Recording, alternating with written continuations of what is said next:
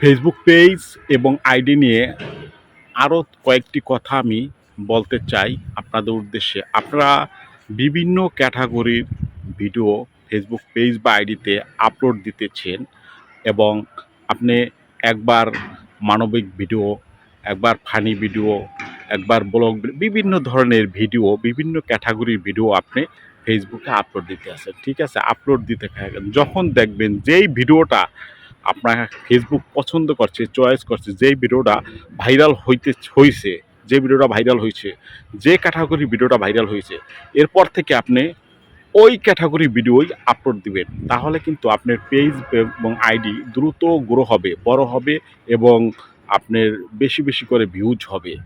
আর যদি আপনি ওই ক্যাটাগরির ভিডিও আপলোড না দিয়ে যদি অন্য ক্যাটাগরির ভিডিও আপলোড দেন তাহলে আপনার ভিউজ হবে না, লাইক হবে না, কমেন্ট হবে না। কারণ কি ফেসবুক আপনাকে যে ক্যাটাগরি পছন্দ করেছে সেই ক্যাটাগরিটা পছন্দ করেছে বিধায় ভাইরাল করেছে। এইজন্য ওই ক্যাটাগরির ভিডিও বেশি আপলোড দিতে হবে। তাহলে দ্রুত আপনি বড় ইউজার হতে পারবেন এবং আগাতে পারবেন।